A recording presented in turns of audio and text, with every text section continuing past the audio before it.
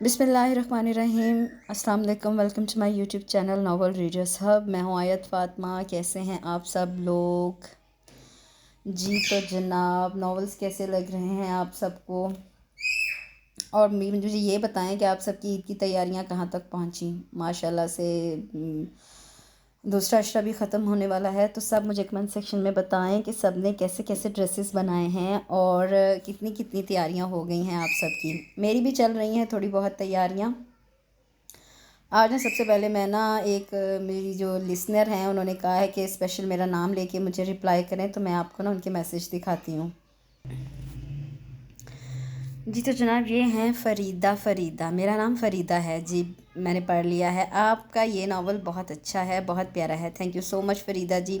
آپ میرا نام لے کر آپ مجھے رپلائی کریے گا پلیز۔ جی فریدہ، دیکھ لیں، میں نے آپ کا نام لے کے باقاعدہ ریکارڈنگ میں آپ کو رپلائی کیا ہے۔ بہت شکریہ، آپ میرے چینل پر ہیں، مجھے سپورٹ کرتی ہیں، مجھے سنتی ہیں، آپ کا بہت بہت بہت شکریہ۔ Welcome again to my channel. اور آپ نے کہا کہ پاکیزہ آنچل کے ناول پڑھیے۔ پاکیزہ آنچل بہت کم اویلیبل ہیں، میری کوشش ہے کہ جتنے بھی مجھے ملیں اس میں سے کچھ ناول چوز کر کے میں آپ سب لوگوں کے لیے پڑھوں۔ تو بہت سا پیار آپ کے لیے، آپ انڈیا سے ہیں، پاکستان والوں کی طرف سے آپ کو بہت بہت بہت سارا پیار۔ سدا سلامت رہیں، بہت شکریہ۔ مجھے لائک کرنے کا، میرے چینل کو لائک شیئر سبسکرائب ضرور کریں اپنے فرینڈس اینڈ فیملی میں۔ تو چلیے سٹارٹ کرتے ہیں آج کا ناول۔ جی تو جناب، آج بہت ہی خوبصورت ایک ناول ہے۔ ڈیورسڈ ہیروئن ہے، اس کا ایک بیٹا ہے، سیکنڈ میرج بیسڈ ہے یہ کہانی۔ بہت پیاری ڈیفرنٹ سی سٹوری ہے۔ میں نے کہا میں آپ لوگوں کے لیے اس کو ضرور پڑھوں گی۔ تو چلیے سٹارٹ کرتے ہیں۔ چنری تیرے نام کی، بہت ہی خوبصورت ناول ہے۔ یہ ناول آیا تھا ماہنامہ ہنا کے جون 2018 کے شمارے میں، بالکل۔ اور رائٹر کا نام ہے جناب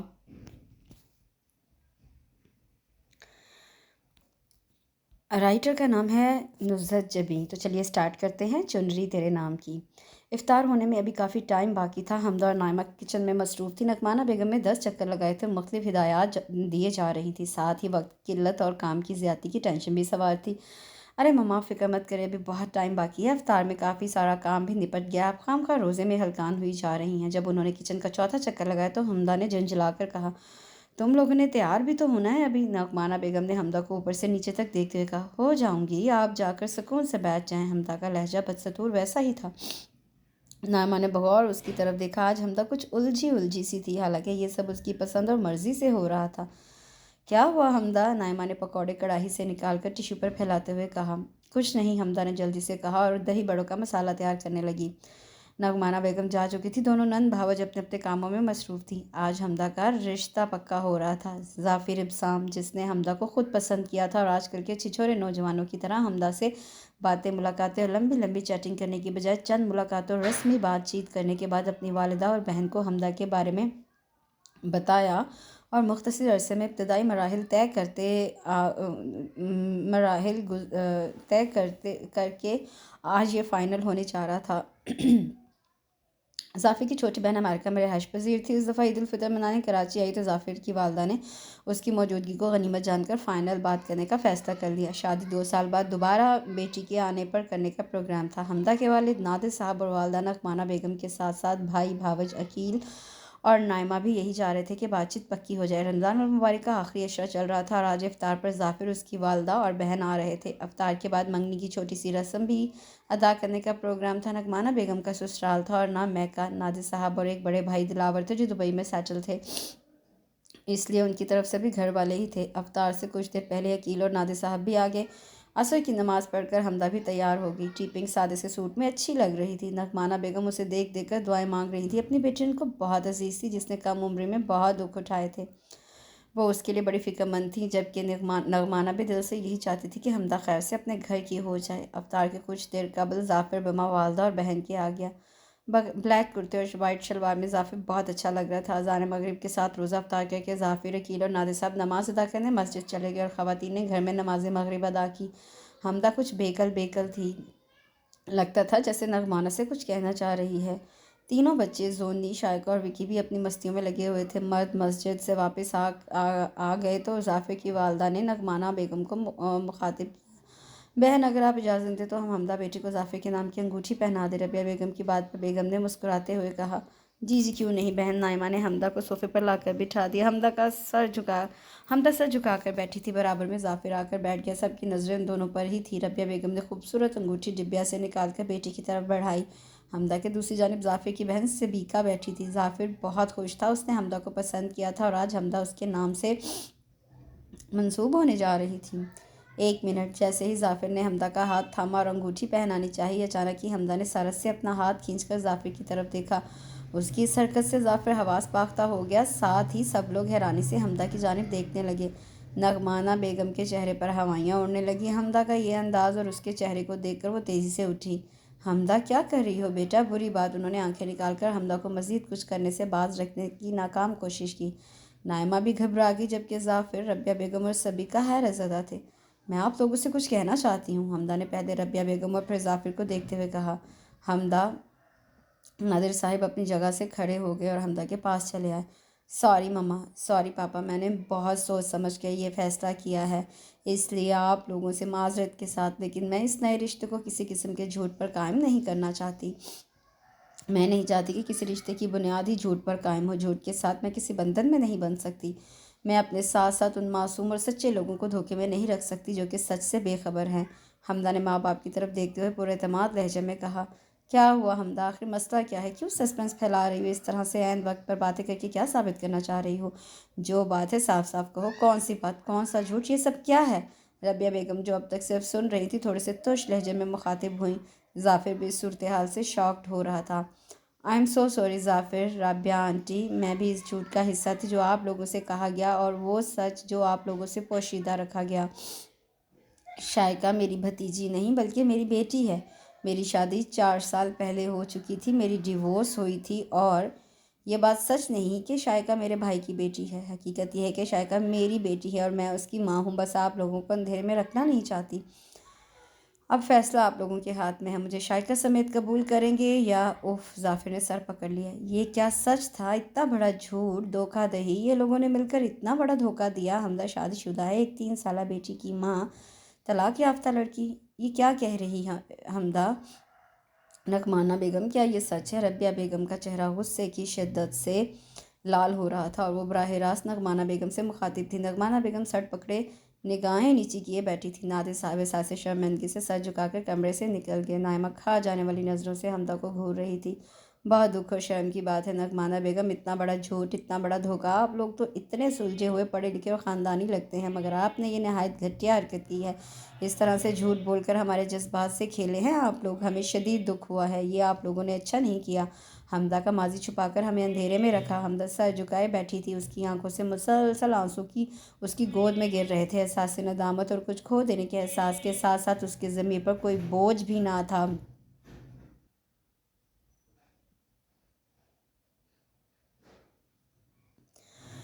उसने अपने तौर पर सबसे नाराज़गी मोल कर सही फ़ैसला किया था। रबिया बेगम का सबीका का बिफर जाना और ज़ाफ़िर को शदीद ज़हनी झटका लगना फितरी अमल था। अब कहने को कुछ नहीं था। ना नगमाना बेगम के पास सफाई देने को अल्फाज थे, ना ही तावीलें और बहाने पेश करने को थे। वो नदामत से सर झुकाए ज़मीन में गड़ी जा रही थी। आज उनकी बेटी ने उनकी सारी फैमिली को शर्मिंदा करके रख दिया था। ज़ाफ़िर उठो फ़ौरन। रबिया बेगम ने पलटकर गुस्से से ज़ाफ़िर को मुखातिब किया। मम्मा, ज़ाफ़िर ने कुछ कहना चाहा। ज़ाफ़िर, इतना सब कुछ होने के बाद भी तुम बुत की तरह बैठे हो। हम एक लम्हा भी यहाँ नहीं रुक सकते। हमें अंदाज़ा नहीं था कि हम इन लोगों के हाथों बेवकूफ़ बन रहे हैं। रबिया बेगम ओल फोल बकती ज़ाफ़िर और सबीका के साथ दंदनाती हुई बाहर की समत निकल गई। नगमाना बेगम पलटकर हमदा पर बरस पड़ी। पड़ गई ठंड हमें ज़लील और रुस्वा करके। कितनी नमाज़ों का सवाब मिला है तुमको। जब एक बात से यहाँ पर रहने वाला कोई शख्स भी बाखबर नहीं, तो क्या ज़रूरत थी सच्चाई का ढिंढोरा पीटने की? बहुत पारसा हो तुम और हम झूठे, मक्कार, फरेबी और धोखेबाज। तुमने ये अच्छा नहीं किया हमदा, बहुत बुरा किया तुमने। नगमाना बेगम बाकायदा रोते हुए हमदा को कोसने दे रही थी। हमदा, इतनी मुश्किलों से तुम्हारी बात चली थी और तुमने अपने हाथों से कबाड़ा कर डाला। तुमको क्या ज़रूरत थी यूँ बक बक करने की? क्या हम सब तुम्हारे दुश्मन हैं? अपने बारे में भी तुमने सोचा, हमारे बारे में भी सोच लेती। तुम एक बार अच्छा भला रिश्ता था और तुमने ऐन वक्त पर ख़राब कर दिया। अगर ऐसी बात थी तो इब्तिदा में ही सच उगल देती, हमें यूँ शर्मिंदा तो ना करवाती सबके सामने। नाइमा ने भी दिल की भड़ास निकाली। حمدہ خاموشی سے سنتی رہی، اس سے یہی ریاکشن کی امید تھی، ابھی تو پاپا اور بھیا کی بھی سننی تھی، اپنے سچ کا خمیازہ اسے لعنت ملامت اور لعن طعن سن کر بھگتنا تھا۔ وہ خاموشی سے اٹھی اور اپنے روم کی طرف چل دی۔ نادر احمد خاندانی امیر تھے، ان کے والد کا کپڑے کا کاروبار تھا، انہوں نے بھی ہوش سنبھال کے اسی کاروبار کو سنبھالا۔ 2 بچے عقیل احمد اور حمدہ تھے، بیوی نغمانہ بیگم ان کے رشتے میں کزن لگتی تھی۔ بچوں نے آنکھ کھولتے ہی پیسہ دیکھا تھا، مگر اس کے باوجود عقیل اور حمدہ فطرتاً اچھے تھے، غرور تکبر نام کو نہیں تھا۔ گھر کا ماحول بھی اچھا تھا، بچے اچھے اسکول اور پھر کالج سے یونیورسٹی تک آ گئے۔ عقیل نے پڑھائی مکمل کر کے نادر احمد کے ساتھ کاروبار سنبھال لیا۔ حمدہ بھی پڑھ رہی تھی، حمدہ کے ساتھ پڑھنے والے لڑکے ارمغان کو حمدہ اچھی لگتی تھی، دونوں کی اکثر آپس میں بات چیت ہو جاتی۔ ارمغان مڈل فیملی سے تعلق رکھنے والا یتیم لڑکا تھا، جس کے کاندھوں پر 2 بہنوں اور ماں کی ذمہ داری تھی۔ وہ پڑھائی کے ساتھ ساتھ پرائیویٹ جاب بھی کرتا تھا۔ سوہر شکل کا خوبصورت اور اسمارٹ تھا، پہننے کا سلیقہ بھی تھا، اس سے یونیورسٹی میں لڑکوں میں منفرد نظر آتا تھا۔ بہت ساری لڑکیاں اس کی دوستی کی خواہاں تھیں، لیکن وہ صرف حمدہ کی طرف راغب تھا۔ حمدہ کو بھی ارمغان اچھا لگتا تھا۔ اس روز خالی پیریڈ تھا، حمدہ بینچ پر اکیلی بیٹھی تھی، آج اس کی واحد دوست بھی نہیں آئی تھی۔ السلام علیکم، آواز پر سر اٹھایا، سامنے ارمغان کھڑا تھا۔ وعلیکم السلام، کیا بات ہے آج تم اکیلی ہو؟ جی میری فرینڈ نے آج چھٹی کی ہے، حمدہ نے ہاتھ میں پکڑی کتاب سائڈ پر رکھتے ہوئے کہا۔ تو کیا میں کمپنی دے سکتا ہوں ایز اے فرینڈ؟ ارمغان نے خوشگوار لہجے میں سر کو ہلکا سا خم کرتے ہوئے پوچھا۔ وائی ناٹ، وہ مسکرائی۔ Thank you so much.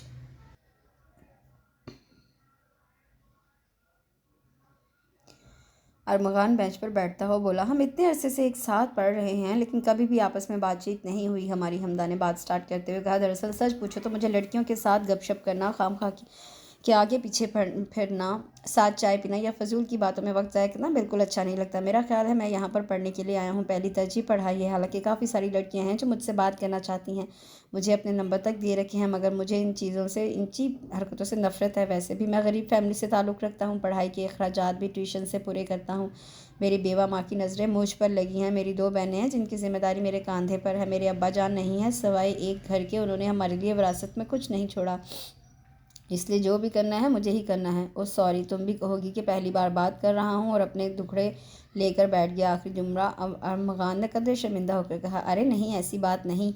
حمدہ جو چپ چاپ اس کی باتیں سن رہی تھی، ساتھ ساتھ اس سے امپریس بھی ہو رہی تھی، اس کی خجالت پر جلدی سے بولی، دراصل میں نے کبھی بھی یہ باتیں کسی سے شیئر نہیں کی، مگر سچ پوچھو تو تم تمام لڑکیوں سے الگ اور منفرد لگی ہو، اس لیے شاید میں نے سچائی بیان کر دی۔ وہ بدستور خجل ہو رہا تھا۔ اچھا لگا ارمغان مجھے کہ آپ نے مجھے اس قابل سمجھا۔ میں اپنے بارے میں بتا دوں کہ اپنے بارے میں کچھ بتانے کی ضرورت نہیں، کچھ لوگوں سے ہمارا ایسا رشتہ ہوتا ہے کہ ہمیں ان کے بارے میں مکمل آگاہی ہوتی ہے، ہم ان کو دل سے چاہنے لگتے ہیں، گو کہ ہم نے کبھی بات چیت نہیں کی، لیکن میں تمہارے بارے میں سب کچھ جانتا ہوں کہ تم امیر فیملی سے تعلق رکھتی ہو، تمہارے پاپا اور بھائی بزنس کرتے ہیں، تم شاہانہ زندگی گزارتی ہو، اس کے باوجود بھی انتہائی سادہ مزاج اور سافٹ لڑکی ہو، تم میں ایٹیٹیوڈ نام کی کوئی چیز بھی نہیں، اور یہی باتیں تھی تمہیں سب سے منفرد کرتی ہیں۔ اس بات کو لے کر میں تمہاری طرف مائل ہوا ہوں۔ کیا؟ آئی ایم سوری حمدہ، شاید میں زیادہ بولنے لگا ہوں، آئی ایم سو سوری، مجھے اپنی اور تمہاری حیثیت دیکھ کر بات کرنی چاہیے۔ ارمغان کے چہرے پر بے بسی نمایاں تھی، اس نے بے چارگی سے حمدہ کی طرف دیکھتے ہوئے کہا اور اٹھنے لگا۔ ارمغان، مجھے تمہاری باتیں بری نہیں لگی، تم بھی سب سے الگ ہو، بلو جینز اور وائٹ لائننگ کی ٹی شرٹ میں مناسب قد و خال اور جاذب نظر۔ ارمغان کو یہ بغور دیکھتے ہوئے سادگی سے اس کی بات کا جواب دیا۔ Oh thank you so much dear friend. Armaghan کھل کر مسکرائی۔ یہ پہلی ملاقات تھی جس میں دونوں ایک دوسرے کے بارے میں سب کچھ جان چکے تھے۔ ارمغان کو تو اس کے بارے میں سب کچھ پتا تھا، یہ بھی کہ وہ کہاں رہتی ہے۔ باتیں ملاقاتیں ہوتی رہیں، ارمغان گو کہ غریب تھا مگر فطرتاً خوددار تھا۔ آہستہ آہستہ یہ دوستی محبت میں تبدیل ہو گئی۔ حمدہ کو ارمغان ایک بار گھر بھی لے گیا، 120 گز پر بنا ہوا چھوٹا سا 2 منزلہ مکان تھا۔ گھر میں آسائشات تو نہیں تھی، البتہ ضروریت کی ہر چیز موجود تھی۔ 2 چھوٹی بہنیں تھیں جن کے رشتے طے ہو چکے تھے، دونوں پڑھ رہی تھیں۔ اماں تھوڑی سی تیز مگر محبت کرنے والی خاتون تھیں۔ اسے ارمغان کے گھر کا ماحول اچھا لگا۔ حمدہ نے ارمغان کو نادر احمد سے بھی ملوایا۔ عقیل اور نادر احمد کو یہ خوددار نوجوان اچھا لگا جس میں آگے بڑھنے کی، کچھ کرنے کی جستجو تھی۔ فطرتاً نادر احمد بھی ایسے نہیں تھے کہ ان کو امیر کبیر یا اسٹیٹس والا داماد چاہیے تھا، ان کو حمدہ کی پسند اور خوشی عزیز تھی۔ ان کا ماننا تھا مرد کو اپنے زور بازو پر بھروسہ ہونا چاہیے، اور یہ لگن انہوں نے ارمغان کے اندر دیکھی تھی، تب ہی ان کو ارمغان اچھا لگا تھا۔ ان کو اندازہ تھا کہ وہ ترقی کر سکتا ہے، اس میں کچھ کرنے کی لگن ہے، جستجو ہے، ذہین ہے اور گہری سوچ رکھنے والا نوجوان ہے، عقل مندی سے خود کے لیے کچھ کرنے کی ہمت رکھتا ہے۔ باقی ان دونوں باپ بیٹے کا ارادہ تھا کہ حمدہ کے حوالے سے وہ ارمغان کی پس پردہ مدد کریں گے، مگر جب ارمغان کو اس بات کا پتہ چلا تو اس نے سختی سے منع کر دیا۔ باقاعدہ رشتہ طے ہو گیا تھا۔ نغمانہ بیگم کو ارمغان کی والدہ تیز ترار خاتون لگی، جبکہ बहन बहनें ठीक लगीं। नगमाना बेगम कुदसिया खातून ने शौहर की वफ़ात के बाद घर के साथ साथ बच्चों को भी संभाला, उनकी सही तरबियत की। और इस ज़माने को किसी औरत को इस तरह से सर्वाइव करने के लिए थोड़ा सा तेज़ तो होना पड़ता है। उन्होंने न जाने कैसे कैसे हालात देखे होंगे। हालात और वक्त इंसान में बहुत सी तब्दीलियाँ ले आता है। ज़माने के साथ साथ चलते और अपना आप मनवा कर जीने के लिए ख़ुद को मजबूत करना पड़ता है। रुकावटों को अबूर करने के लिए कभी हल्का धक्का काफ़ी होता है, लेकिन कभी कभार भारी ठोकर की ज़रब भी आगे का रास्ता बनाने के लिए ज़रूरी है। कुदसिया खातून भी हो सकता है वक्त के साथ साथ थोड़ी तलख और उखड़ मिजाज हो गई हों। नगमाना बेगम की इस बात पर कि मुझे अरमगान की वालदा तेज़ और तरार खातून लगती हैं, नादिर अहमद ने लंबी चौड़ी बात करके उनको मुतमिन करना चाहा।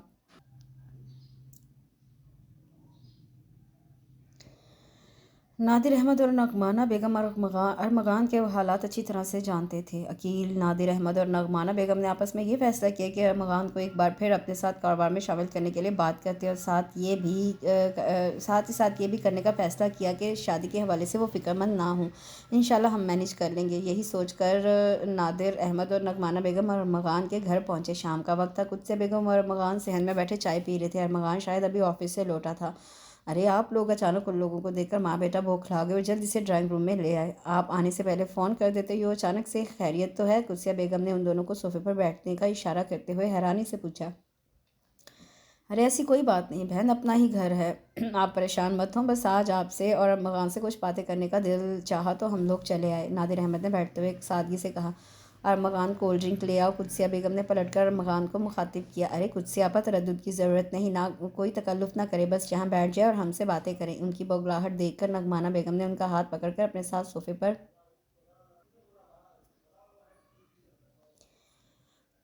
बिठाते हुए कहा, तो अरमगान भी सामने कुर्सी पर बैठ गया। ये बताएं, बच्चियां तो अपने घरों में खुश हैं ना? नगमाना बेगम ने कुदसिया बेगम की तरफ देखकर पूछा। हाँ जी अल्हम्दुलिल्लाह, दोनों बहुत खुश हैं, कुदसिया बेगम ने जल्दी से कहा। अल्हम्दुलिल्लाह भाई, दरअसल हमारा आने का ये मकसद है कि आप लोग शादी को लेकर बिल्कुल फ़िक्रमंद ना हो। और मकान हमारा बच्चा है, आप हमें बहनों की तरह अजीज़ है, इसलिए आप हमको ज़ेर बार होने नहीं देंगे। तैयारी सारी हमारी ज़िम्मेदारी है। कुछ देर बाद नगमाना बेगम ने कुदसिया बेगम का हाथ थामकर मोहब्बत भरे लहजे में कहा। अरे नहीं बहन, आप हमें शर्मिंदा ना करें। बेशक हम लोग आपके शायाने शान तो नहीं कर सकते, मगर अपने तौर पर हम भी बहुत अरमान रखते हैं। एक ही बेटा है मेरा। कुदसिया बेगम के लहजे में कम मायगी का एहसास था। बेशक आपके भी अरमान होंगे, मगर बहन हमें अंदाज़ा है अरमगान बेटा खुददार बच्चा है, और यही बात मुझे बहुत अच्छी लगती है। इसलिए कहना सिर्फ यह है कि ख़ुद पर बर्डन हरगिज़ मत डालें। आप करें या हम करें, एक ही बात है। हम रिश्तेदार बनने जा रहे हैं, इसलिए खुदारा इनकार मत कीजिएगा। हमदा की शादी और वलीमे के जोड़े हम खुद ही ले लेंगे। ज्वेलरी वगैरह की भी आप फिक्र मत करें, बुरा मत मानिएगा बहन। नगमाना बेगम ने आज से कुदसिया बेगम के दोनों हाथ थाम कर गुजारिश की। कुदसिया बेगम ने एक नज़र अरमगान को देखा और फिर इस बात में सर हिला दिया। आपकी मोहब्बत के आगे मैं क्या कह सकती हूँ बहन, आपकी मर्ज़ी है, आप जो जो चाहें ले सकती हैं, हमें कोई एतराज़ नहीं। कुदसिया बेगम ने जवाबन नगमाना बेगम का हाथ गर्मजोशी से दबाकर कहा। अरमगान कोल्ड ड्रिंक ले आया। कुदसिया बेगम ने खाने पर रोकना चाहा, मगर नगमाना बेगम और नादिर साहब ने माजरत कर ली। नगमाना बेगम और नादिर साहब ने अपने तौर से शादी की तैयारी में कोई कसर ना छोड़ी। उनको ये भी एहसास था कि अरमगान खुददार लड़का है, बस किसी बात का बुरा ना मना ले। शादी की तारीख तय हुई और धूमधाम से हमदा रुखसत होकर अरमगान के घर आ गई। तोहफे के नाम पर नगमाना बेगम ने कुदसिया बेगम को भारी जोड़े से के साथ कानों के बड़े बड़े कुंदन और गोल्ड के टॉपर्स दिए, जबकि रूमा और फारा को बेहतरीन जोड़ों के साथ सोने की खूबसूरत झुमकी और उनके शोरों को सूट पीस के साथ परफ्यूम्स भी दिए। सलामी में अरमगान को छोटी सी गाड़ी भी दी, क्योंकि उसे अभी अच्छी ड्राइविंग नहीं आती थी। यही सोचकर फ़िलहाल छोटी गाड़ी दी थी। हमदा और अरमगान बहुत खुश थे। दोनों ने एक दूसरे को पसंद किया, चाहा, और आज दोनों एक हो चुके थे। हमदा बहुत प्यारी लग रही थी और अरमगान भी दूल्हा बनकर खूब सज रहा था। शादी का अरेंजमेंट भी बेहतरीन था, हर कोई तारीफ़ कर रहा था। दूसरे दिन दावत वलीमा का अहतमाम था। वलीमे के दूसरे दिन रूमा और फारा अपने अपने घर जाने वाली थी। कुदसिया बेगम के कमरे में दोनों अपने दिए बैग पैक कर रही थी और घर में बिखरा सामान समेट रही थी, जो शादी के हंगामों में इधर उधर बेतरतीबी से बिखरा हुआ था। हमदा भी वहीं चली आई। आओ आओ, हमदा भी तुम्हारा ही जिक्र हो रहा था, रूमा ने उसे देख कर कहा, तो वह मुस्कुराती हुई कुदसिया बेगम के बेड पर टिक गई। अरे वाह, गुड, क्या जिक्र हो रहा था मेरा? ये झुमके देख रहे थे हम और हंसी आ रही थी हमें देखकर। रूमा ने हमदा के मैके से आए हुए झुमके डबिया से निकालकर उसकी आंखों के सामने लहराए। हंसी क्यों? हमदा ने कुछ ना समझते हुए हैरानी से पहले खूबसूरत बड़े बड़े जुड़ाव झुमकों को देखा, फिर रूमा और फारा की तरफ देखा, जिनके चेहरों पर अभी भी मज़ाहिका खेज़ हंसी नुमाया थी। हमदा कुछ समझ ना पाई कि उसका मतलब क्या है। ارے بھائی، ہم دونوں نے اپنے سسرال میں تمہاری اتنی تعریفیں کی تھی کہ ہمارے ہونے والی بھابھی بہت امیر ہے، اکلوتی ہے، اتنا سارا جہیز لے کر آ رہی ہے، ان کے پاپا کا اور بھائی کا بہت بڑا بزنس ہے، لیکن کھودا پہاڑ نکلا چوہا۔ ہم نے سوچا تھا کہ آپ کی طرف سے ہمیں سونے کے بھاری بھرکم سیٹ ملیں گے، نہیں تو کم از کم کنگن، لیکن یہ جھمکے، یہ چھلکے نما پرانے جھمکے جو میری نند نے پرانے ڈیزائن کے جھمکے جو میری نند نے میری شادی پر لیے تھے، وہ ہمیں آج ملے ہیں۔ روما نے حقارت سے جملوں کو ہلاتے ہوئے کہا، ساتھ ہی فارا بھی بول پڑی، اور نہیں تو کیا اتنی شرمندگی ہو رہی ہے؟ ہمیں تو سسرال میں کیا منہ دکھائیں گے کہ بھائی کے سسرال سے، وہ بھی امیر و کبیر سسرال سے، یہ جھمکے ملے ہیں؟ ارما نے ناک چڑھا کر کہا۔ فارا کی بات کو آگے بڑھایا تو حمدہ کی آنکھیں حیرت سے پھٹی کی پھٹی رہ گئیں۔ اتنے خوبصورت، اتنے بھاری اور قیمتی جھمکوں کو اتنی حقارت سے چھلکے اور ٹین ڈبے سے تشبیہ دی جا رہی تھی۔ حمدہ کو ان کی باتوں سے شدید دھچکا لگا۔ اس نے پلٹ کر قدسیہ بیگم کی جانب دیکھا کہ حقیقتاً ان کی بیٹیوں کی یہ بات اور اس طرح سے مذاق اڑانا برا لگا ہو، مگر ان کے اسپاٹ چہرے کو دیکھ کر حمدہ حیران رہ گئی۔ اس کی زبان جیسے گنگ ہو گئی تھی۔ کیا دیکھ رہی ہو اتنی حیرت سے حمدہ؟ قدسیہ بیگم کی آواز پر وہ چونکی۔ امی، یہ روما اور فارا کیا کہہ رہی ہیں؟ میں سمجھ نہیں پا رہی۔ تو اور کیا، سچی تو کہہ رہی ہیں بچیاں، بھلا شرم نہیں آئے گی کیا ان کو؟ اپنے اپنے سسرال والوں میں آخر کو میکے کا کچھ مان ہوتا ہے، کچھ عزت ہوتی ہے۔ ایسی جھمکیاں تو میں نے ان کی نندوں کو اور ساس کو دی تھی، بلکہ اس سے بھاری تھی، یہ بھلا کس منہ سے دکھائیں گے؟ ہمارے یہاں تو سسرال والوں میں لڑکیوں کی عزت بنا کر رکھنے کے لیے والدین قرضہ تک لے لیتے ہیں تاکہ بیٹیوں کی ناک اونچی رہے۔ تمہارے اماں بابا سے توقع نہ تھی؟ سچ پوچھو تو میرا دل بھی بہت خراب ہوا یہ دیکھ کر، کون سا روز روز تحائف دینے ہیں؟ ایک بار دے رہے تھے تو ذرا اپنے بھرم اور حیثیت کو دیکھ کر تو دیتے نا۔ حمدہ آنکھیں پھاڑ کر منہ کھولے حیرت زدہ قدسیہ بیگم کے منہ سے متواتر نکلتے ہوئے ترش اور تیز الفاظ کی زد میں ہکا بکا بیٹھی تھی۔ یہ ماں بیٹیاں کیا کیا اول فول بولے جا رہی ہیں؟ ابھی 2 دن پہلے تک تو یکسر مختلف میٹھی اور خودداری اور انا میں قید، کس طرح سے ایک دم بدل گئی؟ اتنی جلدی تو شاید گرگٹ بھی رنگ نہیں بدلتا ہوگا جتنی جلدی ان لوگوں کی سوچ اور لہجہ بدل گیا تھا۔ حمدہ کی سمجھ میں نہیں آ رہا تھا کہ وہ اس موقع پر کیا کہے کیا بولے۔ روما اور فارا مستقل جھمکوں کا مذاق اڑا رہی تھی۔ اوف اللہ! حمدہ نے بے بسی سے ان لوگوں کی طرف دیکھا۔ کتنی گھٹیا سوچ تھی! 2 دن کے اندر اندر اصلیت ظاہر ہو چکی تھی۔ حمدہ آہستگی سے اٹھی اور بنا کچھ کہے اپنے کمرے کی طرف چل دی۔ 5 منٹ بعد لوٹی تو اس کے ہاتھ میں کنگن کا ڈبہ تھا۔ روما اور فارا، اگر برا نہ مانو تو جھمکے واپس کر دو، یہ کنگن ہیں، دونوں ایک ایک رکھ لو۔ اس نے ڈبہ کھول کر آگے بڑھایا۔ انتہائی خوبصورت بھاری بھرکم 2 کنگن تھے۔ روما فارا کی آنکھیں کھل گئی، اتنے حسین و خوبصورت کنگن تو خواب میں بھی نہیں دیکھے تھے۔ لالچی نظروں سے دیکھتے روما نے جھپٹ کر ڈبیا ہاتھ سے لی۔ قدسیہ بیگم نے بغور دکھا، یہ لو بھائی۔ فارا نے جھمکے کا ڈبہ اٹھا کر حمدہ کی طرف بڑھایا۔ ارے پاگل ہو گئی ہو کیا؟ قدسیہ بیگم نے جھپٹ کر ڈبہ فارا کے ہاتھ سے چھینا۔ بھلا یہ جھمکے واپس کرنے کی کیا ضرورت ہے؟ بھاوج ہے تمہاری، کنگن تو اس کی طرف سے، جھمکے تو اس کے والدین نے دیے ہیں نا، رکھ لو اپنے پاس۔ قدسیہ بیگم کی بات پر فارا نے ندیدے پن سے ان کی طرف دیکھا اور سر ہلا کر جھمکے پرس میں رکھ لیے۔ حمدہ کے بڑے ہوئے ہاتھ نیچے گر گئے۔ بھلا وہ کیا کہتی؟ یہاں پر تو فیصلے بھی ہو رہے تھے اور طنز اور طعنے بھی دیے جا رہے تھے، لیکن حمدہ کے لیے یہ سب ناقابل یقین تھا۔ ارمغان جتنا سوبر، خوددار اور انا والا ہے، یہ تو اس کے بالکل برعکس ہے، لالچی، ندیدی اور مطلب پرست۔ یقیناً ارمغان کو یہ سن کر بہت برا لگے گا، اس کی انا کو ٹھیس پہنچے گی۔ میں بھی ضرور بتاؤں گی۔ بھلا یہ بھی کوئی بات ہوئی؟ اپنے کمرے میں آ کر حمدہ مسلسل سوچ رہی تھی۔ ارمغان صبح صبح کسی کام سے گھر سے نکلا تھا۔ اس کی غیر موجودگی کا فائدہ اٹھا کر یقیناً روما اور فارا نے یہ حرکت کی ہے۔ وہ اپنے تئیں سوچ رہی تھی، ساتھ ساتھ افسوس بھی ہو رہا تھا۔ اتنے خوبصورت کنگن بطور خاص اس نے اپنی پسند سے لیے تھے۔ ساتھ ہی قدسیہ بیگم کا یہ جملہ بھی سماعتوں میں گونج رہا تھا، ارے بھائی لے لو، 2 تو بہنیں ہو تم، حمدہ اور لے لے گی، اکلوتی ہے اکلوتی۔ شام کو ارمغان آیا تو وہ چپ چپ سی تھی۔ کیا ہوا بھائی؟ ہماری بیگم صاحبہ کچھ اداس لگ رہی ہیں، ماما کی یاد تو نہیں آ رہی؟ چلو تم کو ملوا لاتا ہوں۔ ارمغان کی بات پر اس نے مسکرانے کی کوشش کی۔ نہیں تو ایسی بات نہیں، یہ گھر ہے میرا، مجھے یہاں رہنے کی عادت ڈالنی چاہیے، اس طرح سے تھوڑی کام چلے گا۔ حمدہ کی بات پر ارمغان کھل کے مسکرایا۔ ارے واہ، زبردست بات کی یار تم نے، قسم سے دل خوش کر دیا میرا، کتنی سمجھدار ہو تم، آئی love you so much dearest بیگم۔ والہانہ انداز میں آگے بڑھ کر اس کو باہوں میں بھر لیا۔ وہ شرما کر رہ گئی۔ روما اور فارا چلی گئیں۔ خاموشی کا احساس ہوا تو ارمغان نے سوال کیا، جی دوپہر میں چلی گئی؟ دونوں جواب دیتے ہوئے دوپہر والا واقعہ بھی یاد آ گیا۔ اچھا، رونق لگی رہتی ہے جب وہ لوگ آتی ہیں تو؟ ارمغان کے لہجے میں بہنوں کے لیے پیار تھا۔ جی، وہ زیر لب بولی۔ اس کا دل چاہا کہ آج دوپہر والی بات بتا دے، مگر وہ کہہ نہ پائی۔ 2 دن کے لیے میکے آ گئی۔ اگلے دن وہ نعمانہ بیگم اور نائمہ کرید کر سوال کرنی تھی۔ نند اور ساس کے حوالے سے وہ جان بوجھ کر اصل بات چھپا گئی اور سب کی تعریفیں کرتی رہی، مگر اس کا دل روما، فارا اور قدسیہ کی طرف سے برا ضرور ہو چکا تھا۔ ارمغان کو نادر صاحب میں جاب کی پیشکش کی، لیکن اس نے معذرت کر لی کہ کہیں اور رکھوا دیں، آپ کے پاس نہیں۔ اس بات کو بھی نادر صاحب اور وکیل نے پازیٹیو میں لیا۔ بہرحال ارمغان کی جاب بھی اچھی اور مناسب جگہ پر ہو گئی۔ ارمغان نے گھر میں ایک ملازمہ بھی رکھ لی تاکہ حمدہ پر کام کا برڈن زیادہ نہ پڑ جائے۔ قدسیہ بیگم کا رویہ یکلخت بدل چکا تھا۔ ان کو حمدہ کی لائی گئی ہر چیز میں کوئی نہ کوئی خامی نظر آتی اور وہ لان تان کرتی اور ان کی تان آ کر اس جملے پر ٹوٹتی کہ کھودا پہاڑ نکلا چوہا۔ لیکن ارمغان کی موجودگی میں وہ کوئی ایسی بات نہ کرتی بلکہ حمدہ کی اوبھگت ہی کرتی۔ حمدہ نے کبھی بھی ارمغان کو قدسیہ بیگم کے بارے میں کوئی بات نہیں بتائی کہ وہ اس کی غیر موجودگی میں کس طرح بات بات پر اسے برا بھلا کہتی ہیں، اس کے کاموں میں عیب نکالتی ہیں۔ وہ نہیں چاہتی تھی کہ ارمغان خواہ ماں کی طرف سے بدگمان ہو۔ شادی کو 1 ماہ گزر چکا تھا۔ حمدہ نے گھر کی ذمہ داری سنبھالی تھی، باقی کے کام کے لیے ماسی آتی تھی۔ قدسیہ بیگم زیادہ تر فارغ ہی رہتی، ایسے میں بیٹیوں سے لمبی فون کالز ان کا بہترین مشغلہ تھا۔ اس روز حمدہ کچن میں مصروف تھی، لنچ کی تیاری کر رہی تھی، تبھی روما کی کال آ گئی۔ قدسیہ بیگم مجھ سے بات کرتے ہوئے خاصی پریشان لگ رہی تھی۔ ہاں تم فکر مت کرو، کرتی ہوں کچھ، رو کر خود کو ہلکان مت کر پاگل، تیری ماں ہے نا، ابھی کیوں دل پہ لیتی ہے، میں کچھ نہ کچھ کرتی ہوں تیرے لیے۔ قدسیہ بیگم نے فون بند کیا، وہ خاصی پریشان لگ رہی تھی۔ حمدہ کی عادت ٹو لینے والی نہیں تھی، لیکن اس دفعہ ساس کو فکر مند دیکھ کر وہ ان کے پاس آ گئی۔ کیا ہوا امی جی، سب خیریت تو ہے نا، روما ٹھیک تو ہے نا؟ اس نے بیڈ پر بیٹھتے ہوئے پوچھا۔ ہاں خیریت تو ہے، بس بچی پریشان ہے۔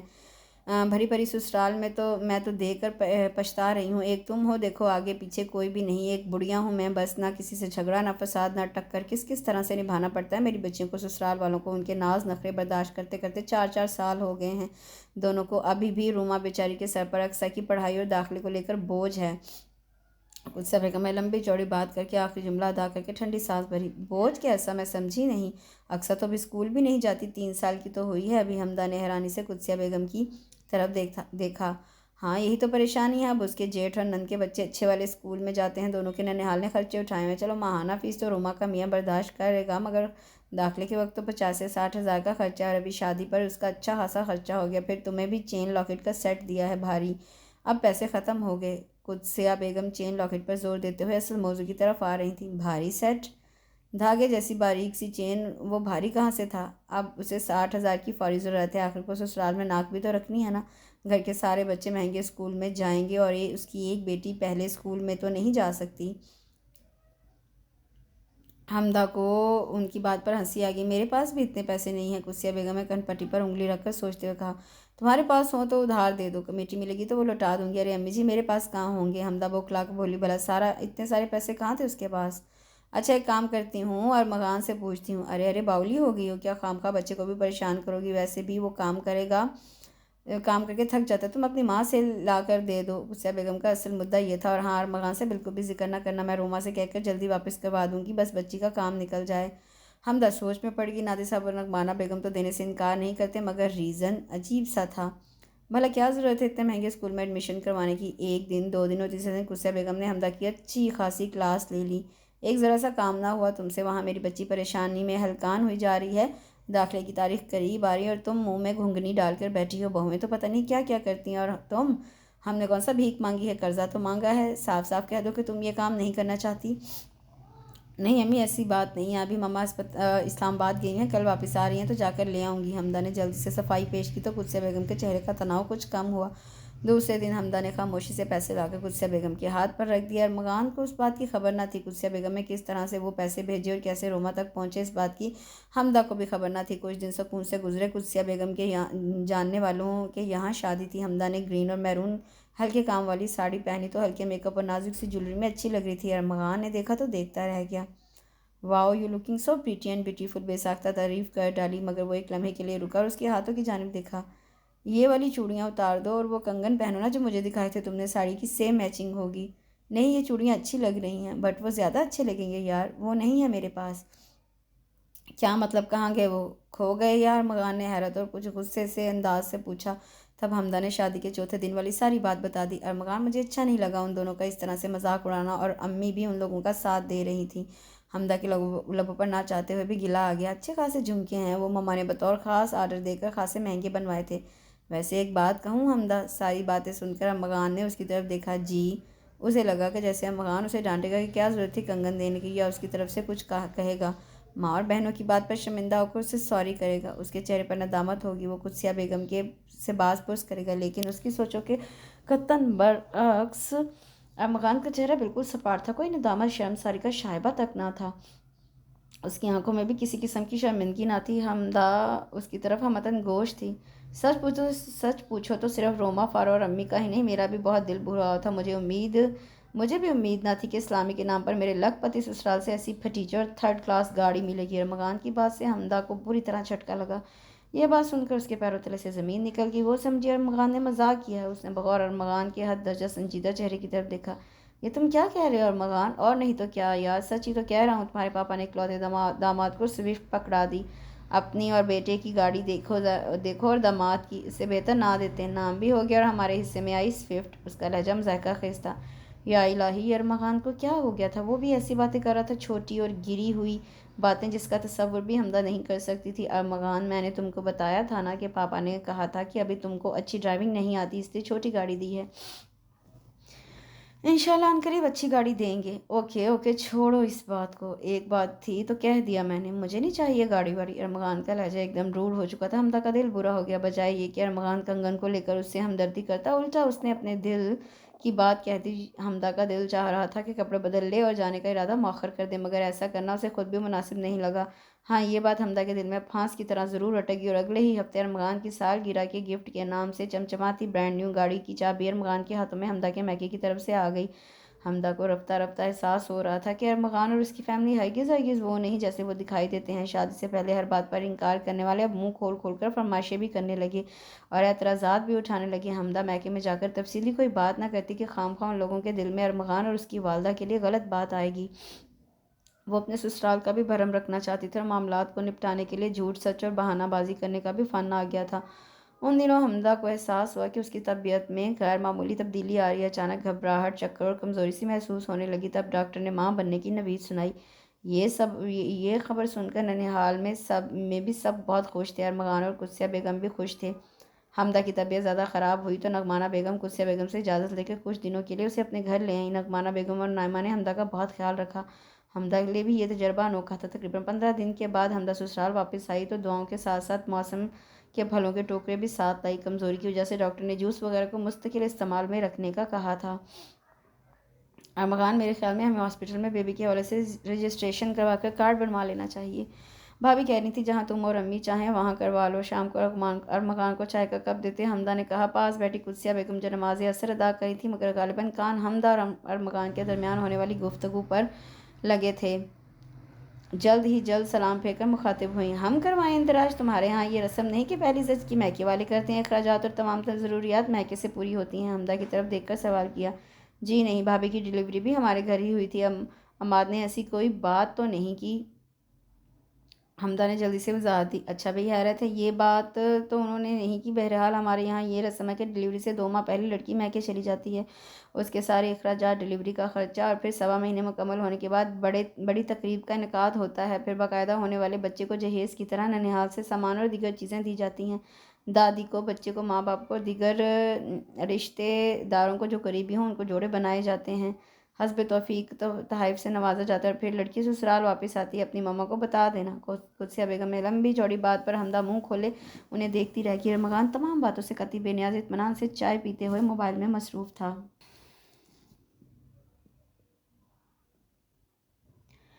کچھ دن خیر سے گزرے کہ اچانک ایک دن فارا روتی پیٹتی آ گئی۔ ہائے ربا، خیر تو ہے، کیا ہو گیا میری بچی کو؟ قدسیہ بیگم اس کی جانب دوڑیں۔ وہ اماں کے سینے سے لگ کر زاروں پتار رونے لگی۔ ہائے کچھ بتاؤ بھی تو۔ شفیق میاں تو ٹھیک ہے، کہیں لڑائی کر کے تو نہیں آ گئی؟ کچھ بولے گی نہیں؟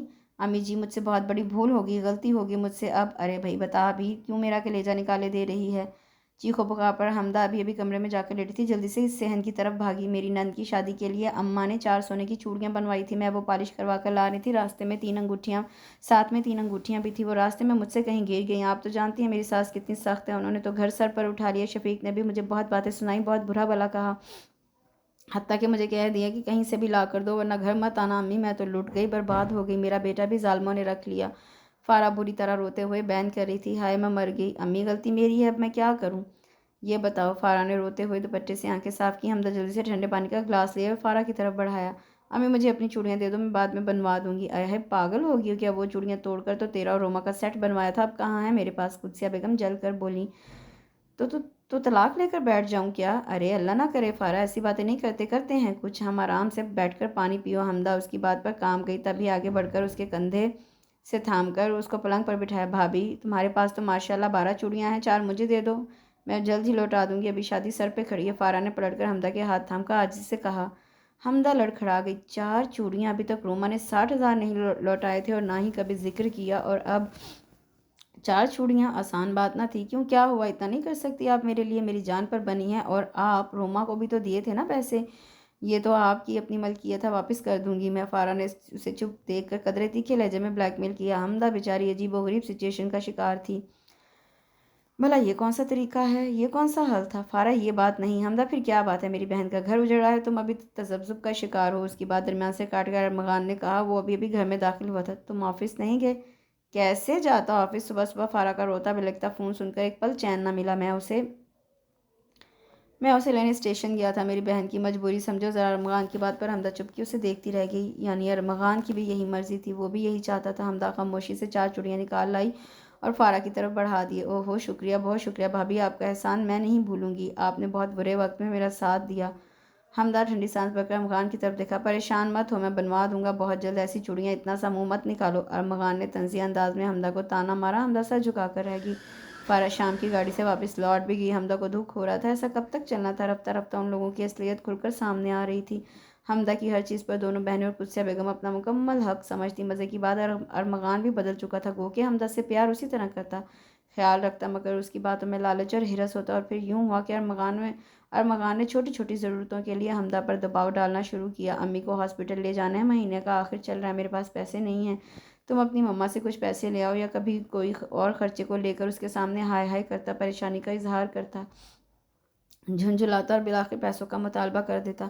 اب یہ معمول بن چکا تھا۔ چھوٹی موٹی رقوم تو نعمانہ بیگم خود ہی فراہم کر دیتی، مگر حمدہ کو ڈر رہتا کہ اگر کبھی بھاری رقم کا مطالبہ کر دیا تو کیا کرے گی، کیونکہ آہستہ آہستہ قدسیہ بیگم ارمغان کو اکساتی رہتی کہ تم اکلوتے داماد ہو، تمہارا حق ہے، اور ارمغان سر ہلا کر ماں کی بات سنتا رہتا۔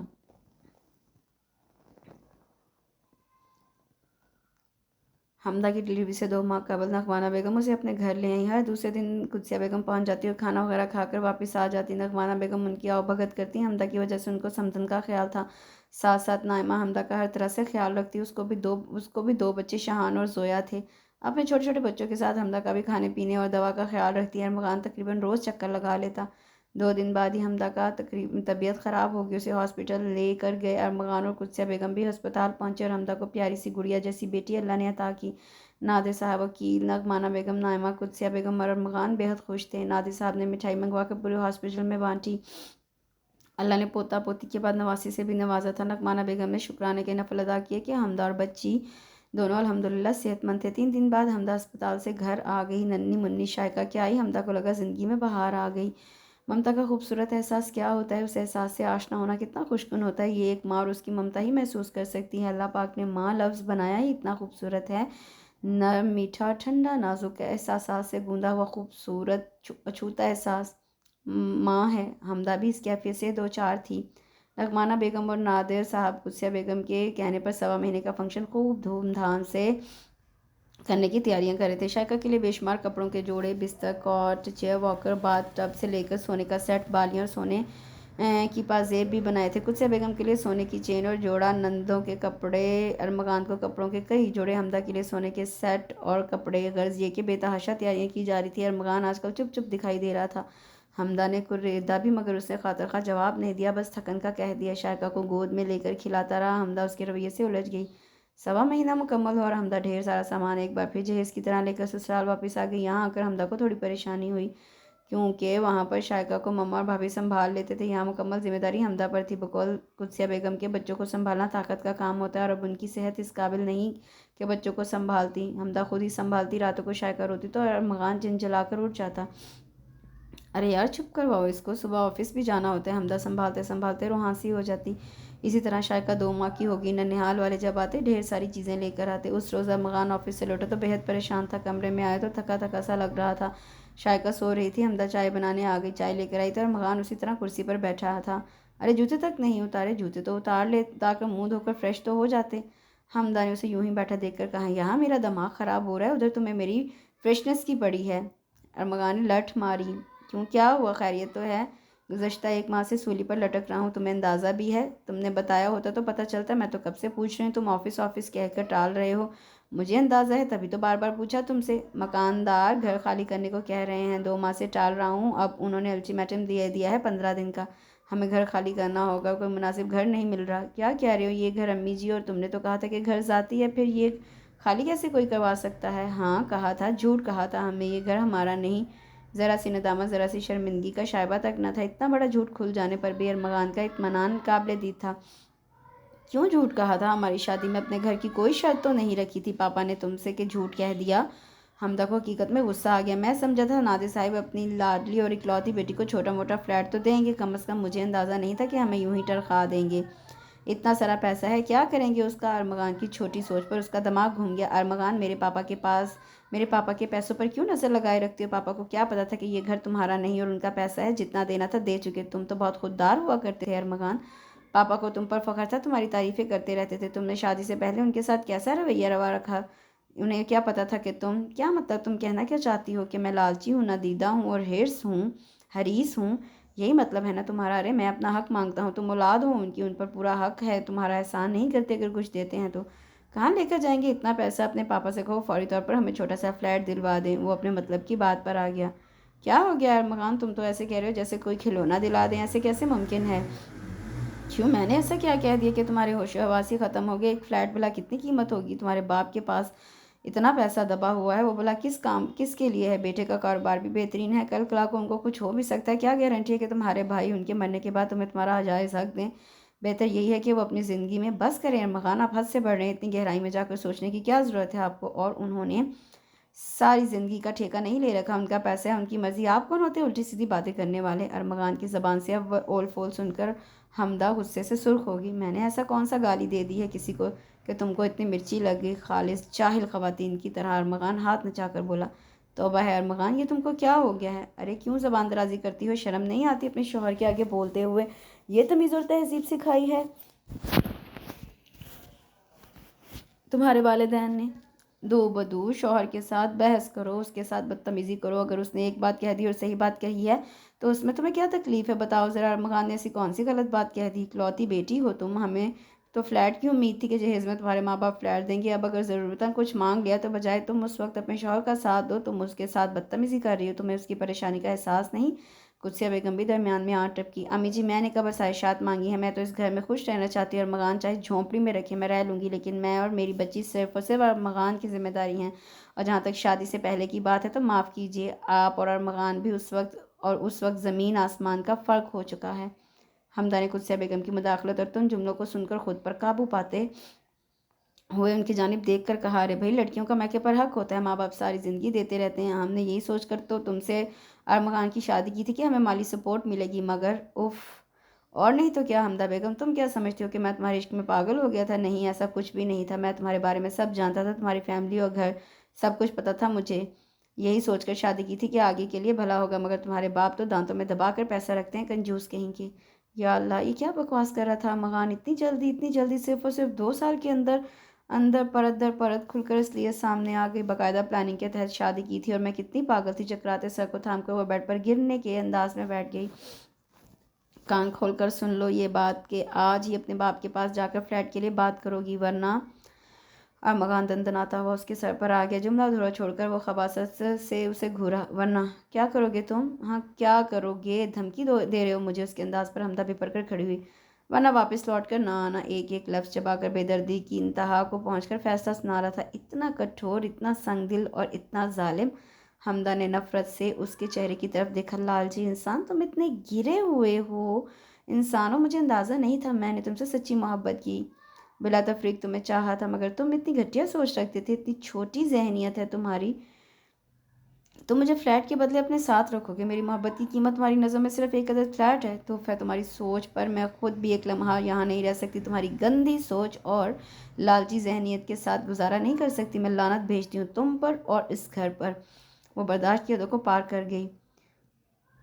بدتمیز، بد زبان، بے غیرت عورت، تو مجھ پہ لعنت بھیجے گی؟ تیری یہ مجال؟ ارمغان نے آگے بڑھ کر اس کے بال مٹھی میں جکڑ لیے۔ ओफ वो तकलीफ से बिलबिला उठी। छोड़ो मुझे जाहिल बदतहजीब इंसान। वो पूरी कुव्वत से उसकी गिरफ्त से निकलने की कोशिश करते उसको धक्का देकर चिल्लाई। कुत्सिया बेगम दोबारा अंदर आई। अरे छोड़ो भी, लानत भेज इस पर। उन्होंने आगे बढ़कर अमगान की गिरफ्त से हमदा को आज़ाद किया। हमदा ने नफरत से अमगान की तरफ देखा। उसके एक हाथ से बाल दुरुस्त किए और बेड पर लेटी नन्ही शाइका को गोद में उठाकर तकरीबन भागती हुई कमरे से और फिर घर से निकलती चली गई।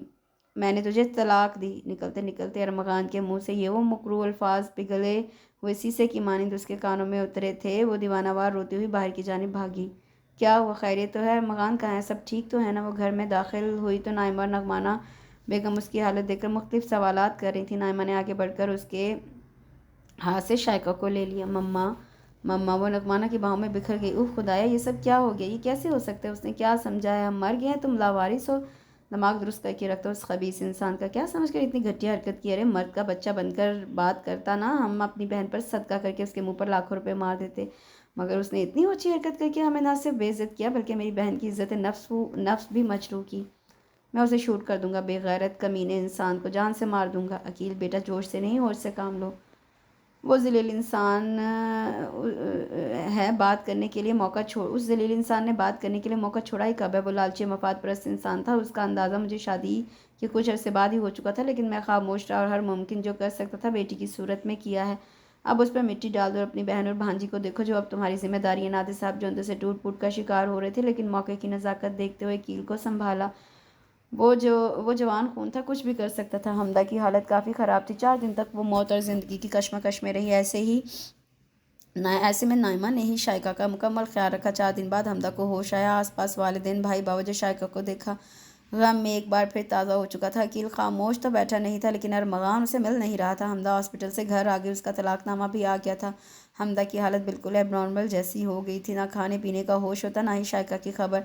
नाइमा और नगमाना बेगम उसे देख देख कर रोती थी। फूलों जैसी नाजों पली हमदा की हालत काबिल रहम हो चुकी थी। नादिर साहब अच्छे से अच्छे डॉक्टर के पास ले जाते, मगर सब कहते कि वक्त के साथ साथ ठीक हो जाएगी। वक्त गुजरता रहा। शाइका मुसलसल नाइमा के बच्चों नाइमा के साथ ही रहती। उन बच्चों की देखा देखी अब तोतली ज़बान में नाइमा को मम्मा भी कहने लगी। नगमाना ने उसे टोका कि मामा नहीं मामी को, मगर नाइमा ने चुप करवा दिया। डॉक्टर्स की राय के मुताबिक हमदा का माहौल चेंज करना बहुत ज़रूरी हो गया। वक्त के साथ साथ अच्छे असरात मुरतब हो सकते हैं। नादिर साहब और वकील ने ये घर फरोख्त करके इस शहर में दूसरी जगह घर खरीदने का इरादा कर लिया। उन लोगों का मुश्तरका इरादा था कि कोशिश करके हमदा की शादी कर दी जाए ताकि वो कुछ तब्दील हो सके। वो लोग नई सोसाइटी में शिफ्ट हो चुके थे। हमदा की तलाक को 2 साल से ज़्यादा हो चुके थे।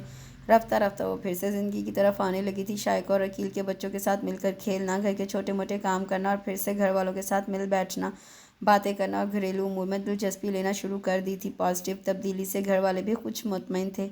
हमदा बज़ाहिर पिछली ज़िंदगी और अरमगान को भूल चुकी थी। धीरे धीरे शाम अपने पर फैला रही थी। हज़म मामूल लॉन में हमदा, शाहान, ज़ोया और नन्ही मुन्नी शाइका के साथ खेल रही थी। नादिर साहब ऑफिस से आए तो उनके हाथ में शादी का कार्ड था। उनके दोस्त के बेटे की शादी थी और उन्होंने बतौर ख़ास नादिर साहब की फैमिली को इनवाइट किया था। नादिर साहब ने भी कह दिया कि ज़रूर चलना है। मम्मा पापा आप लोग चले जाएं, मेरा दिल नहीं कर रहा। हमदा चाय पीने आई तो माँ बाप की गुफ्तगू सुनकर मना कर दिया। अरे भाई कौन सा अभी जाना है, 1 हफ़्ता पड़ा है शादी में। उसने बेटी की शादी पर भी हमें बुलवाया था, मगर मैं नहीं जा सका, इसलिए इस बार हम सब ज़रूर जाएंगे, नादिर साहब ने नरमी से कहा। तो नाइमा के साथ साथ हमदा भी सर हिलाकर रह गई।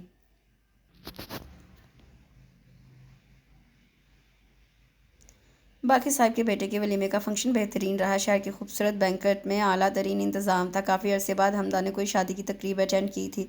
नाइमा की ज़बरदस्ती पर उसने हल्के काम वाला फिरोज़ी ट्राउज़र सूट पहना था। हल्के मेकअप और मैचिंग नाजुक ज्वेलरी में वो बहुत अच्छी लग रही थी।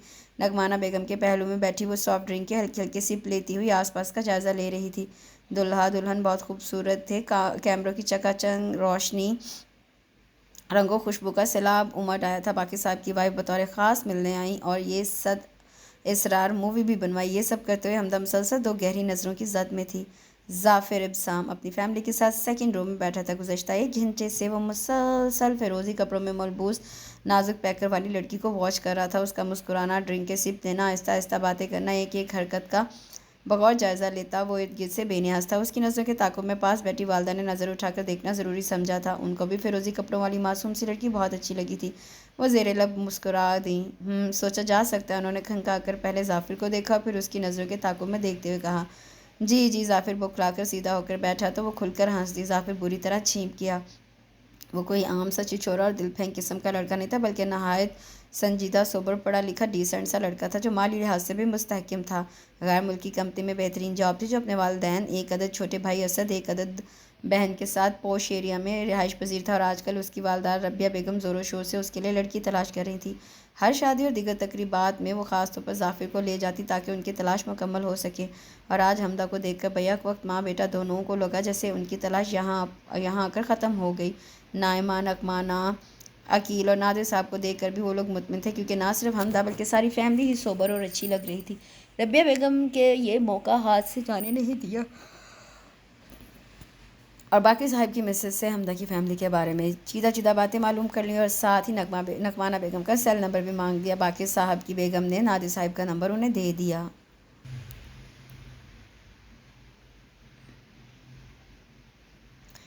2 दिन बाद रबिया बेगम की कॉल आ गई। उन्होंने अपना तारुफ करवाकर नकमाना बेगम से बात करने की ख्वाहिश जाहिर की। तब नादिर बेगम ने सेल बीवी की तरफ बढ़ा दिया। वालेकुम अस्सलाम जी, अच्छा ठीक है, मैं अपने शौहर से बात करके आपको बताती हूँ इंशाल्लाह जी ज़रूर। उनकी बेरबस सी बातों को नादिर साहब समझ ना पाए।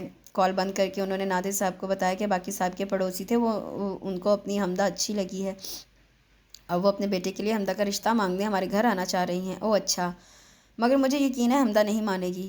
हाँ, उम्मीद तो मुझे भी नहीं, मगर कोशिश कर लेने में हर्ज नहीं। उन लोगों को बुलवा लो, मगर हमदा को भी पता ना चले कि वो किस मकसद के लिए आए हैं। नादिर साहब ने मशवरा दिया। ठीक है, मैं संडे को बुलवा लेती हूँ। नकमाना बेगम ने शौहर की बात से इत्तफाक करते हुए कहा। नाइमा को पता चला तो उसने भी नादिर साहब की बात से इत्तफाक किया। इतवार को रबिया बेगम अपनी बेटी के साथ आई। नकमाना ने आओ भगत की, खूब आओ भगत की। हमदा भी आई और नॉर्मली सलाम दुआ और बातचीत की। सभी को भी हमदा अच्छी लगी थी। जोया, शाहान और शाइका भी आ गए। मामा मामा, तीनों उसे मामा कह रहे थे। माशाल्लाह, आपकी पोतियाँ और पोता बहुत प्यारे। रबिया बेगम ने बच्चों को देखकर तारीफ़ की। तीनों बच्चे? हमदा ने हैरत से देखा। इससे पहले कि वो कुछ कहती, नकमाना बेगम जल्दी से बोली, जी जी माशाल्लाह, रौनक लगी रहती है इन बच्चों से, दादी की जान है तीनों बच्चे।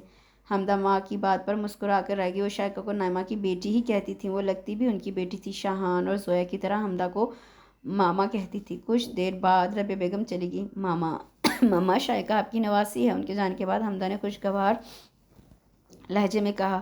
वैसे ये खातून थी कौन? पहली बार आई हैं हमारे यहाँ? हाँ। हमदा, यहाँ आकर बैठो, तुमसे एक बात करनी है।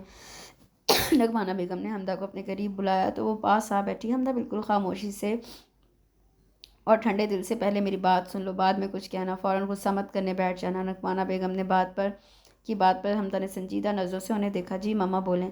रबिया बेगम अपने बेटे का रिश्ता तुम्हारे लिए लाई हैं। बाकी साहब भी कह रहे थे बहुत अच्छे लोग हैं। रबिया बेगम और उनका बेटा जाफिर बजाते खुद तुमको पहले भी देख चुका है, और वो लोग दिल से ये रिश्ता करना चाह रहे हैं।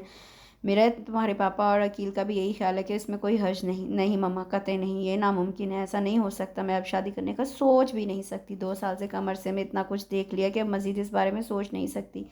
हमदा बेटी, औरत को पता नहीं क्या क्या भुगतना पड़ता है, ज़िंदगी में कैसे कैसे हालात का सामना करना पड़ता है। ज़ालिम और जाबिर शोहरों के साथ ज़िंदगी गुजारना, शकी मिजाज शोहरों के साथ निभा करना, जवारी, शराबी और दूसरी लत में पड़े शोहरों के साथ ज़िंदगी गुजारते गुजारते, कांटों पर चलते चलते वो सारी ज़िंदगी गुजार देती हैं। ना मैके की सपोर्ट होती है, ना उनके पास कोई दूसरा रास्ता होता है। तुम्हारे साथ अल्हम्दुलिल्लाह ऐसा कुछ भी नहीं है। गो के नाइमा बहुत अच्छी है, अकील भी तुम पे जान देता है, मगर इस तरह कब तक बैठी रहोगी?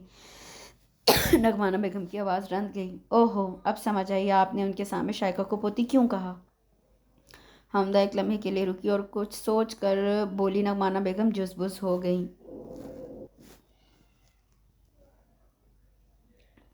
हमदा, इससे पहले भी 1-2 बार मुझे तुम्हारे रिश्ते के हवाले से लोगों ने बात की, मगर मैं टालती गई। मगर अब जाफिर और उसकी फैमिली बहुत माकूल लोग हैं।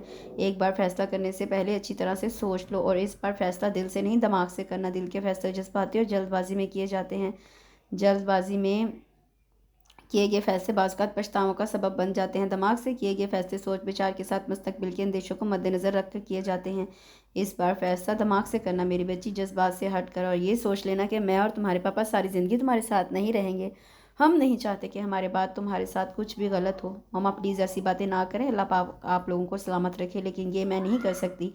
हमदा ने नगमाना बेगम के सामने हाथ जोड़ते इंकसारी से कहा।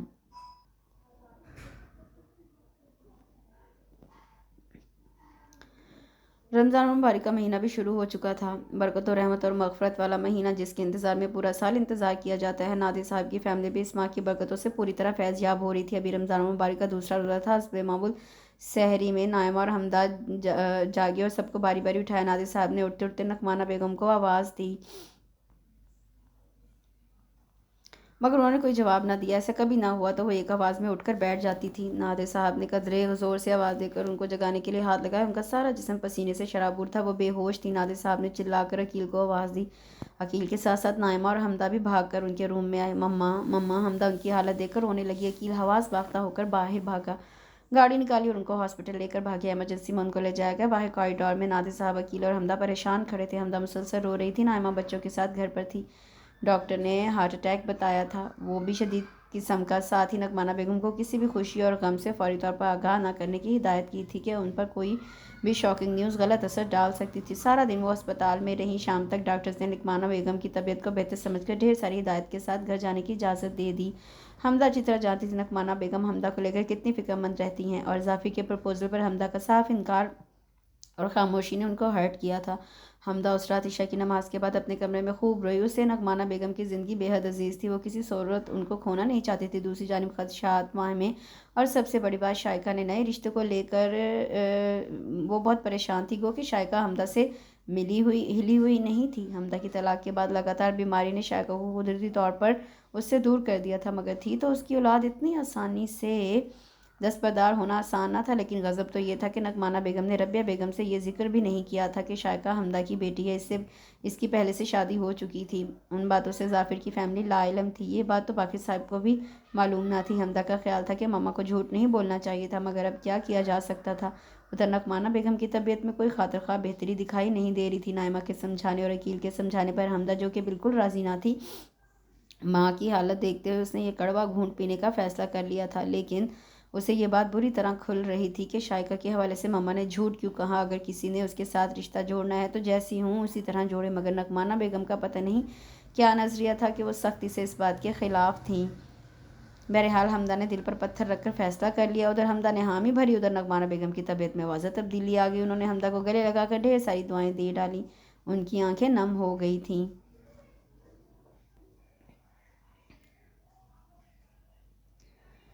रबिया बेगम को कॉल करके नगमाना बेगम ने उनके घर जाने की ख्वाहिश का इजहार किया ताकि बात बढ़ाई जा सके। रबिया बेगम बहुत खुश हुई। उनके बेटे ने पहली नज़र में किसी लड़की को पसंद किया था और अब वो उसकी होने जा रही थी। रबिया बेगम का घर बहुत अच्छा था। वेल सेटल और पढ़े लिखे लोग, मुख्तसर फैमिली और सुलझे हुए लोग, और फिर बाकी साहब की मुकम्मल सपोर्ट के बाद इब्तदाई मराहल तय पा गए। हमदा ने जाफिर को देखा। संजीदा सा नौजवान, उसे अच्छा लगा था। ज़िंदगी एक नए सफ़र पर चल पड़ी थी। गो कि हमदा के लिए मुश्किल तरीन अमल था, मगर उसने खुद में हिम्मत जमा कर ली थी। उसे फैमिली की खुशियाँ अजीज़ थी, मगर दिल में एक खलिश ज़रूर थी। जाफिर से मिलती या बात करती तो दिल चाहता कि अपने माजी के बारे में साफ साफ बता दे। वो अच्छा सुलझा हुआ लड़का है, ज़रूर समझदारी से काम लेगा। मगर फिर कुछ सोचकर वो अपना इरादा बदल लेती। उसे जाफिर से लगाव हो चुका था। धीमे अंदाज में बात करने वाला जाफिर उसे दिल से अच्छा लगने लगा था। रबिया बेगम की तरफ से छोटी सी रस्म करने पर जोर दिया जा रहा था, और रमज़ान मुबारक के आखिरी इश्ते में ये रस्म तय की गई। नगमाना बेगम हमदा के रवैये पर खासी मुतमईन थी। वो बिल्कुल नॉर्मल नज़र आ रही थी। उन लोगों की हर बात मानती, ना कोई ज़िद ना बहस। यही मस्बत रवैया सबके लिए इत्मीनान का बाइस था। मगर हमदा अंदर से टूट फूट का शिकार हो रही थी। उसे रह रहकर शाइका पर तरस आ रहा था। शाइका उसकी औलाद थी। 9 माह जैसे अपनी कोख में रखा, तकलीफ़ें सही, अजियत और करब के मराहिल से गुजर कर शाइका को जन्म दिया। वो बच्ची, वो जो बाप का प्यार भी ना पा सकी, जिसने बात करना ननिहाल में सीखा, आस पास मामी मामू नाना नानी को देखा। आज रबिया बेगम जाफिर के नाम की अंगूठी पहनाने आ रही थी, और हमदा के जवाब देने लगे। उसका हौसला पस्त हो रहा था। सारा दिन उसने खुद पर कंट्रोल करने की कोशिश की। कितनी बार दिल चाह के नगमाना बेगम और नाइमा से साफ कह दे कि जाफिर की फैमिली को सब कुछ सच सच बता दें। मैं शाइका को इस तरह नहीं छोड़ सकती, मगर हर बार उसके बढ़ते कदम रुक जाते और ज़बान पर आते अल्फाज दम तोड़ देते। वो ज़ब्त की इंतहा पर थी, और आखिरकार खुद से लड़ते लड़ते ममता के आगे वो हार गई। वो किसी नए रिश्ते को झूठ पर कायम करने को तैयार ना हो पाई, और ऐन रस्म की अदायगी के वक्त उसने जहरीले अल्फाज की मानिंद सच उगल दिया। तल्ख और तकलीफ दे सच्चाई। यकीनन ये बात रबिया बेगम और जाफिर के लिए शौक थी। वह हैरतों की जद में थे। बुरा भला कहा और लान तान करने का माकूल जवाब था। उन लोगों के पास हमदा को लगा था उसके सीने से بھاری بوجھ اتر گیا، وہ اپنے طور کسی قسم کے پچھتاوے کا شکار نہ تھی۔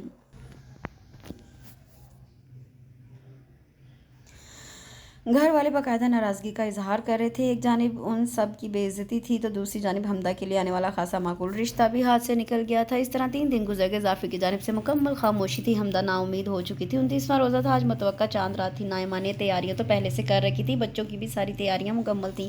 افطار کے بعد نائمہ نعمانہ بیگم نماز پڑھنے لگی، نادر صاحب اور عقیل نماز کے لیے جا چکے تھے۔ حمدہ نے ایک کھجور کھا کے جوس پیا اور جائے نماز لیے چھت پر آ گئی۔ نماز سے فارغ ہو کر جائے نماز اٹھائی، آس پاس کی چھتوں پر چڑھے لوگ چاند دیکھنے کی کوشش کر رہے تھے۔ حمدہ نے جائے نماز پاس پڑی کرسی پر رکھی اور آسمان کی جانب نظر اٹھائی۔ عین سامنے بادلوں کی اوٹ سے چاند باریک سا جھانک نظر آ رہا تھا۔ چاند دیکھ کر بے اختیار آنکھوں میں آنسو آ گئے۔ کچھ کھو دینے کا دکھ، کوئی خلش ضرور تھی جو اس کو بے چین کیے دے رہی تھی۔ آنکھیں موندے، ہاتھ بلند کیے، ڈھیر ساری دعائیں مانگ ڈالیں، اپنے لیے، اپنی فیملی کے لیے، شائقہ کے لیے، سکون کی، قرار اور اطمینان کی۔ اس بات سے قطعی بے خبر کہ آج بھی وہ کسی کی نگاہوں کی زد میں تھی۔ زرد کاٹن کے عام سے سوٹ میں سفید ململ کا دوپٹہ لیے اس کا معصوم چہرہ سورج مکھی کے پھول جیسا لگ رہا تھا، کملایا ہوا، اداس اور پسماردہ۔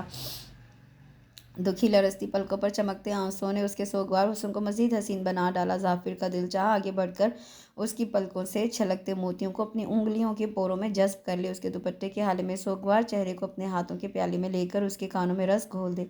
وہ 2 قدم آگے بڑھا، ہلکی سی آہٹ پر حمدہ نے آنکھیں کھولی، عین سامنے بالکل ظافر کھڑا تھا، آنکھوں میں چاہت کے دیپ جلائے، چہرے پر میٹھی مسکان سجائے۔ حمدہ نے آنکھیں پھاڑ کے اسے دیکھا، آنکھیں پٹ پٹا کر خود کو یقین دلانے کی کوشش کی۔ حیرت اور یہ غیر یقینی انداز میں وہ 2 قدم آگے بڑھی۔ ظافر بمشکل لبوں سے نکلا، جی جناب، ظافر ابسام بذات خود موجود ہے آپ کے سامنے۔ ظافر مسکراتا ہوا آگے بڑھا، حمدہ کو اب بھی یقین نہیں آ رہا تھا۔ بدحواسی میں وہ لڑکھڑا گئی، قبل اس کے کہ وہ دیوار تھامتے ظافر نے تیزی سے آگے بڑھ کر اسے باہوں میں تھام لیا۔ آئی ایم سو سوری ڈیئر، ہم نے آنے میں دیر کر دی، مگر سچویشن ہی کچھ ایسی ہو گئی تھی۔ خیر، مجھے تو کوئی پرابلم نہیں تھی، مجھے تم عزیز ہو اور شائقہ تمہاری بیٹی ہے، مجھے کوئی ایشو نہیں، مگر مما کو سمجھانا اور منانا بہت مشکل تھا۔ ان کا کہنا تھا کہ حقیقت چھپائی کیوں؟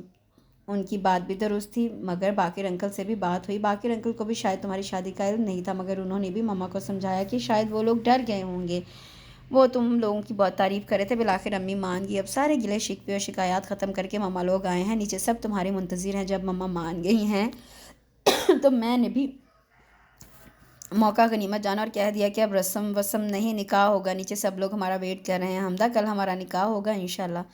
ہیں؟ حمدہ جو حیرت و خوشی سے سب کچھ سن رہی تھی، آخری جملے پر حیرانی سے اس کی طرف دیکھا۔ ہاں تو اور کیا، بس بہت ہو گیا، جو ہونا تھا ہو چکا، اب آگے انشاءاللہ سب اچھا ہوگا۔ ظافر نے اس کے نرم ہاتھ اپنے مضبوط ہاتھوں میں لیتے ہوئے جذب سے کہا، ارے بھائی، دلہا دلہن نیچے آ بھی جاؤ، سب لوگ مٹھائی لیے منتظر بیٹھے ہیں۔ نائمہ کی تیز آواز پر دونوں چونکے۔ چلیں دلہن صاحبہ، ظافر نے اشارے سے راستہ بناتے ہوئے شوخی سے کہا۔ حمدہ نے بھی ابھی تک بے یقینی کی کیفیت میں تھی، شرما کر قدم آگے بڑھائے۔ ماشاءاللہ ماشاءاللہ، دونوں ساتھ چلتے ہوئے ڈرائنگ روم میں آئے تو ربیہ بیگم نے آگے بڑھ کر حمدہ کو گلے سے لگا لیا۔ ڈرائنگ روم میں سب لوگ جمع تھے۔ حمدہ، ادھر آؤ بیٹی، یہاں بیٹھو۔ ربیہ بیگم نے حمدہ کا ہاتھ پکڑ کر اپنے برابر صوفے میں بٹھا لیا۔ بھائی، سارے شکوے ختم، اب پچھلی باتوں کو بھلا کر آگے ہم سب نے مل کر خوشیوں کے ساتھ رشتے بنانے ہیں۔ حمدہ بیٹی، تمہارے والدین سے ساری باتیں طے ہو چکی ہیں، انشاءاللہ کل تمہارا اور ظافر کا نکاح ہو جائے گا، اور آج کی چاند رات کو یادگار بنانے اور تلخیوں کو ختم کر کے ہم سب چاہتے ہیں کہ بہت ساری خوشیاں منائیں۔ ربیہ بیگم نے خوبصورت نازک کام والی دھانی چنری حمدہ کے سر پر ڈالتے ہوئے کہا اور مٹھائی کھلا کر حمدہ کا ماتھا چوم لیا۔ مبارک ہو جانا، میرے نام کی چنری اوڑھ کر تم میری اپنی سی لگ رہی ہو۔ ظافر کانوں میں گنگنایا تو حمدہ شرم سے سرخ ہو گئی۔ سب لوگ ایک دوسرے سے گلے مل کر مبارکباد دے رہے تھے، مٹھائی کھلا رہے تھے، اور حمدہ اللہ پاک کا شکر ادا کر رہی تھی کہ اللہ پاک نے اس کی سچائی کی لاج رکھ لی تھی۔ آج اس کا دل بالکل مطمئن تھا۔ ربیہ بیگم شائقہ کو گود میں لے کر پیار کر رہی تھی۔ سنو، میں تم کو ہی نہیں، اپنی بیٹی شائقہ کو بھی ساتھ لے کر جانے والا ہوں۔ ظافر کے جملے پر حمدہ نے آنکھ اٹھا کر اس کے شگفتہ چہرے کی طرف دیکھا۔ Thank you so much Zafir, I am so lucky, I love you so much. Hamda خوشی میں بے ساختہ اس کا ہاتھ تھام کر کہہ گئی۔ اوہ، سبیکہ اور نائمہ کی شرارتی آواز پر حمدہ جھیم کر بری طرح سٹ پٹا کر پلٹی ہی تھی کہ ربیہ بیگم نے ہنستے ہوئے اسے اپنے سینے میں چھپا لیا۔ اس کے ساتھ اس خوبصورت سے ناول کا اختتام ہوتا ہے۔ کمنٹ سیکشن میں ضرور بتائیے گا کہ آپ کو یہ ناول کیسا لگا۔ اپنا بہت سا خیال رکھیں، دعا میں یاد رکھیں۔ کل انشاءاللہ ایک نئے ناول کے ساتھ حاضر ہوں گی۔ اللہ حافظ۔